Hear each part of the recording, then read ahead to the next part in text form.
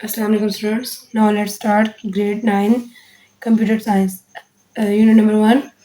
हमने इसका computer system का यूनिट नंबर 1 का शॉर्ट क्वेश्चन आंसर 15 के 15 लास्ट वीडियो में सॉल्व कर लिए थे। अब हम इस वीडियो में लॉन्ग क्वेश्चन सॉल्व करेंगे, ठीक है।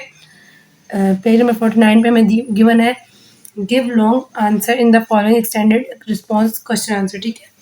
हमने एक्सप्लेन करने हैं detail question answer, long question answer. पहला क्वेश्चन में हमें मतलब describe the evolution of computer generation from the first generation highlighting the key technological developments and there impact on computing, ठीक है।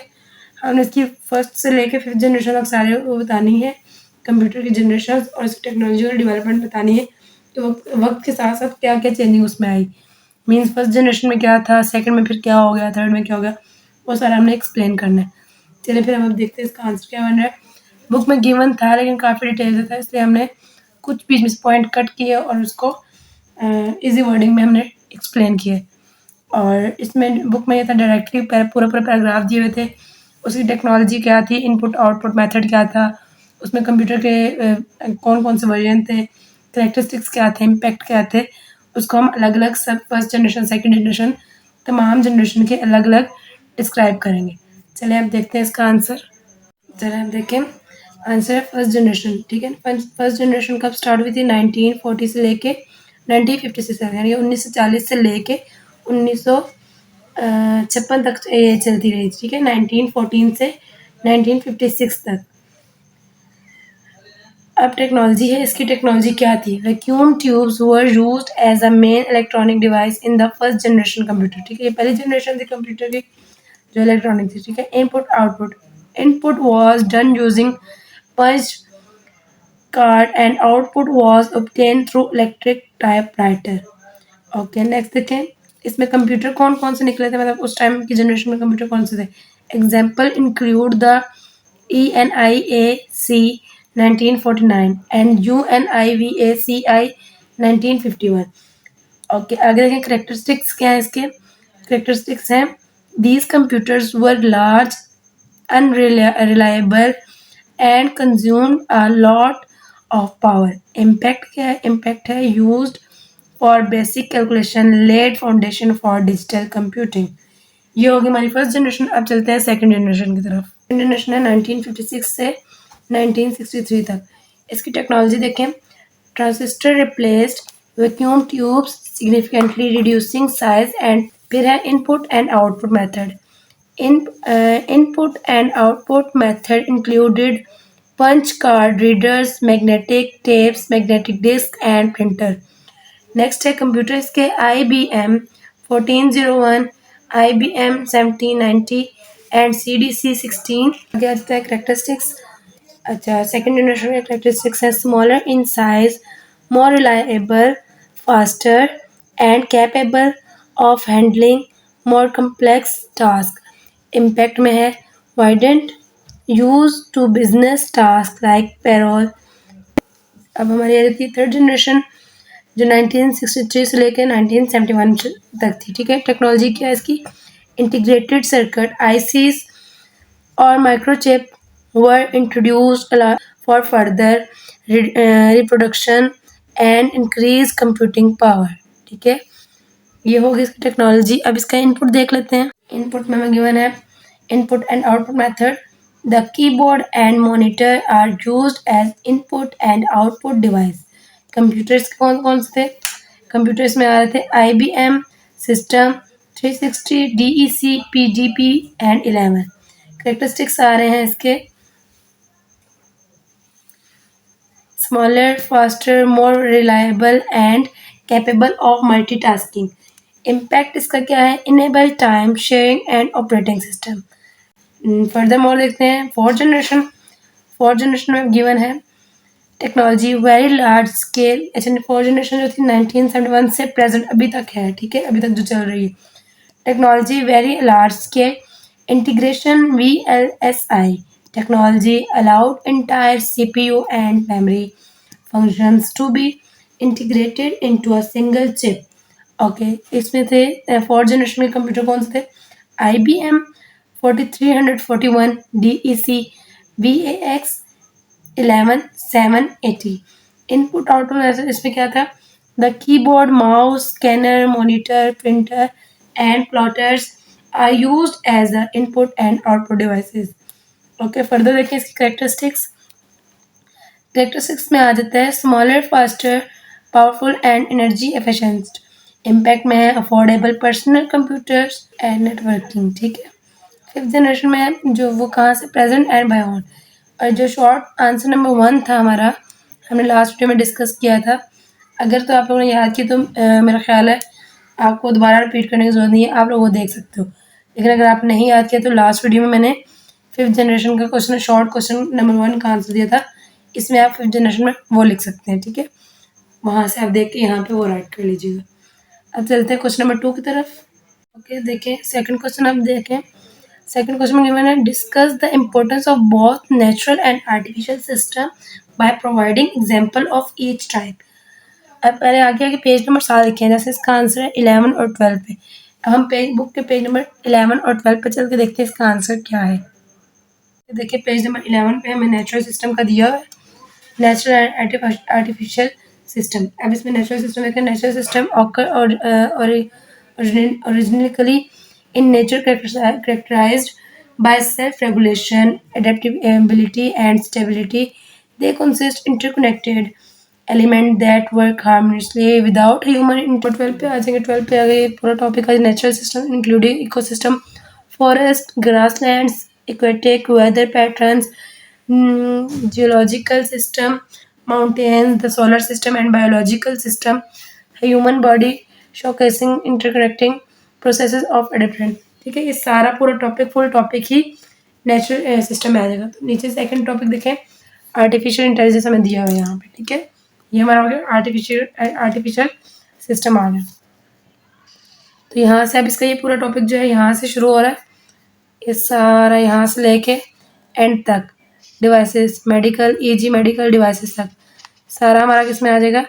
इस तरह से पूरा टॉपिक जो है ये वाला भी हम लोग एंड तक कवर करेंगे इस क्वेश्चन में। ठीक है, ये क्वेश्चन 2 का आंसर हो जाएगा हमारा दोनों टॉपिक्स। ठीक है, टॉपिक नंबर 1 जो 11 पे है और टॉपिक नंबर 2 जो 12 पे है, ये दोनों टॉपिक क्वेश्चन नंबर 2 का आंसर है। अब चलते हैं क्वेश्चन नंबर 3 की तरफ। अब देखिए क्वेश्चन नंबर 3 है explain the fundamentals component of network communication and how do they work together to facilitate data transfer। तो इसका आंसर पेज नंबर 33 एंड 34 पे। तो 34 और 33 पे देखते हैं क्या आंसर बन रहा है। ओके, पेज नंबर 33 पे आ जाए तो देखें network communication consisted of 5 basic component. ये हमें हेडिंग दी हुई है पेज नंबर 33 पे। तो इसकी ये वाली लाइन एक यहाँ से ले लेंगे, आगे ये वाली हेडिंग सारी आ जाएंगी, सेंडर, मैसेज, मीडियम, प्रोटोकॉल और रिसीवर। अब इसमें से हमें ये वाली हेडिंग्स फुल कर लेनी है, क्योंकि लॉन्ग क्वेश्चन है तो मेरा ख्याल 9th क्लास के लिहाज से इतना तो लॉन्ग क्वेश्चन होता ही है। पहले आपने सेंडर की डेफिनेशन कर लेनी है, sender also called transmitter is full definition ये वाली कर लेनी है। ठीक है, ये मैं हाईलाइट कर रही हूँ, ये डेफिनेशन आपने फुल याद कर लेनी है। और कुछ बच्चे होते हैं जो वीक होते हैं उनके लिए ये शॉर्ट किया जा सकता है, और अगर आपको शॉर्ट क्वेश्चन चाहिए हो, शॉर्ट आंसर चाहिए हो तो वो मेरे से कंटेक्ट कर सकते हैं। अब आगे देखिए मैसेज आ गया, मैसेज तो वैसे ही शॉर्ट्स है तो हमें इसको मज़ीद शॉर्ट करने की नीड नहीं है, ना ही लॉन्ग करने की। सिंपल जो लिखा हुआ है बस इसको यही लिख दें। फिर मीडियम है, मीडियम पूरा कर लें। फिर देखें पेज नंबर 34 पे आ जाए, 34 पे भी गिवन है, ये भी सारा हाईलाइट कर लें। फुल करना है हमने। ठीक है, ये शॉर्ट नहीं करना हमने, क्योंकि लॉन्ग क्वेश्चन है 9th क्लास के लिहाज से इतना लॉन्ग क्वेश्चन तो होना चाहिए। ये भी सारा है। ठीक है, तो यहाँ पे आ जाएगा प्रोटोकॉल। नेक्स्ट प्रोटोकॉल हमने 9 शॉर्ट क्वेश्चन नंबर 9 शॉर्ट का भी आंसर याद किया तो वो पहले से ही आपको ऑलरेडी याद होगा, तो इसमें मुश्किल नहीं होगी। 2-3 टॉपिक से आपको याद करने पड़ेंगे और वो भी मुश्किल नहीं है, बहुत ही ईजी वर्डिंग में है। अगर तो मुश्किल वर्डिंग में होती तो मैं ज़रूर आपके लिए इसको ईजी कर देती। चलिए आप चलते हैं नेक्स्ट क्वेश्चन की तरफ। इसका आंसर है पेज नंबर 36 एंड 37 पे। ओपन करते हैं पेज नंबर 36 और 37। अभी ओपन करेंगे page number 36, question number 4 long का आंसर है। पहले हमें यहाँ से लिख लेना है कम्युनिकेशन डिवाइस हमें दिया हुआ है। ठीक है, कम्युनिकेशन डिवाइस थोड़ा सा इंट्रोडक्शन लिख लेंगे 2 लाइन्स का। अब हब हमने शॉर्ट क्वेश्चन में किया था तो वही वाला कर लेंगे, इसको एक्सप्लेन करने की जरूरत नहीं है। जो हमने शॉर्ट क्वेश्चन में किया था वही इसमें ऐड कर लेंगे। स्विच भी हमने किया था, जो मैंने हाईलाइट किया है सिर्फ इतना इतना भी कर ले तो इनफ है। आगे हमारे पास आ जाता है रूटर। रूटर को मैंने यहाँ से किया, router connects multiple network often like linking a local network to internet. फिर यहाँ से आगे सारा कटिंग कर दें। नेक्स्ट लास्ट लाइन पहले, router helps direct and are essential for network communication. ठीक है, ये हो गया। और अब नेक्स्ट पेज पे चलते हैं 37 पे। 37 में हमारे पास हेडिंग है गेटवे। ठीक है, जो क्वेश्चन में हमने पूछा हुआ था हब, स्विच, रूटर और गेटवे। ये एक जो गेटवे है वो हमारा 37 पे है। तो ये तकरीबन जो गेटवे वाला है हमने फुल टॉपिक ही करना है। ओके, अब चलते हैं क्वेश्चन नंबर 5 की तरफ। अब देखें क्वेश्चन नंबर 5 में था discuss the advantages and limitation of different network topologies including बस, स्टार एंड रिंग। ठीक है, इन तीन गिवन टॉपिक इनकी हमने एडवांटेजेस बताने हैं और लिमिटेशन बतानी है। तो हमने सिंपली पहले हमने लिख लिया बस टोपोलॉजी। अब हम बस टोपोलॉजी का एडवांटेजेस इसके देख लेते हैं। इसके एडवांटेजेस क्या है? Suitable for small network. अच्छा, इसको मैं हाईलाइट कर देती हूँ एडवांटेजेस, ताकि आपको पहचान रहे ये हेडिंग है। ठीक है, ये इसकी हेडिंग हो जाएगी फर्स्ट ऑफ और ये इसकी लिमिटेशंस हो जाएंगी। ठीक है, एडवांटेजेस क्या है हमारे पास? फॉर स्मॉल नेटवर्क, ठीक है, easy to connect a computer or devices to the network, requires less cable to implement, cost effective। ठीक है, अब चलते हैं लिमिटेशन की तरफ इसकी। तो लिमिटेशंस है हमारे पास, if the single cable is damaged or broken at any point, the entire network can go down. Difficult to identify the problem if the entire network goes down. Not suitable for a large network. ठीक है, अब है star topology. इसकी तरफ चलते हैं, इसके advantages देखें क्या है। easy to install and wire, easy to detected and remove faults, suitable for both small and large। Limitation आ जाएंगे, failure of the hub causes the entire network to go down। ठीक है, ये हमारा एक टॉपिक क्लियर हो गया। अब third definition थी रिंग की, अब वो देखते हैं। रिंग टोपोलॉजी, रिंग पढ़ते हैं, इसके एडवांटेजेस देखें। Each node is directly connected to the ring, easy to install and wire, not costly to implement। limitation। Okay, अब लिमिटेशन क्या आ गई इसकी? Slower then other network topologies. ठीक है, अब इनका यूज़ था, क्वेश्चन में हमें गिवन था कि ये सब इसकी फ़ायदे बताएं, एडवांटेजेस, लिमिटेशन और फिर इसका यूज़ बताना है। अब इसका आ गया बस। ठीक है, बस का यूज़ देखते हैं। बस में है बस topology is suitable for small network with few devices that require minimal essential investment and were downtime due to cable। Next चलते हैं स्टार की तरफ। स्टार में हमें गिवन है star topology is suitable for medium to large networks of management are important such as in office environment or lands। फिर है rings, last point हमारा।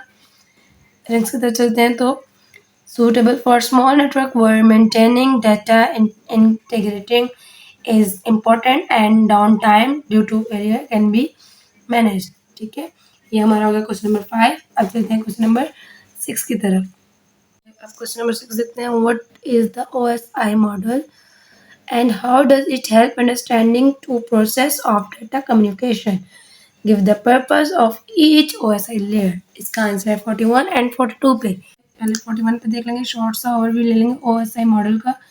यहाँ से लेंगे the OSI model open system interconnection model developed by the international standards organisation ISO in the 1970। Okay, अब page number 42 पे है different networking protocols work together. ये सारा यहाँ से शुरू होके आगे इसकी 7 लेयर्स आ जाती हैं। Application layer, presentation layer, session layer, transport layer, network layer, data link layer and physical layer. ठीक है, यहाँ तक इसका आंसर फुल का फुल ही आएगा। ओके, उन्हें हमें 7 लेयर्स पूछी है क्वेश्चन में, वो हमने एक्सप्लेन करते हुए फिर यहाँ तक इसका आंसर ले लेना है। ठीक है, मैं साथ में एंडिंग थोड़ा सा हाईलाइट कर देती हूँ ताकि आपको आइडिया हो। यहाँ तक ये सारा है, पेज नंबर 41 से शुरू हो रहा है और यहाँ तक एंडिंग हो रही है इसकी सारी। ओके, ओके, क्वेश्चन नंबर 7 देखें, discuss any 3 common application of the internet and there impact on various aspect. ठीक है, उन्होंने 3 कोई सी वो कॉमन एप्लीकेशन पूछी है, तो वो हम देते थे communication, education, business, e commerce. ठीक है, कम्युनिकेशन में आ जाएगा यहाँ से शुरू होके यहाँ तक। ठीक है, ज़्यादा डिटेल से नहीं है, बहुत ही शॉर्ट सा आंसर मैंने आपके लिए लिखा है।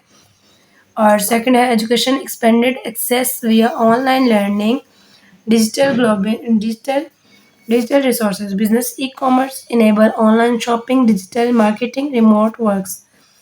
इतना ही इन है। ठीक है,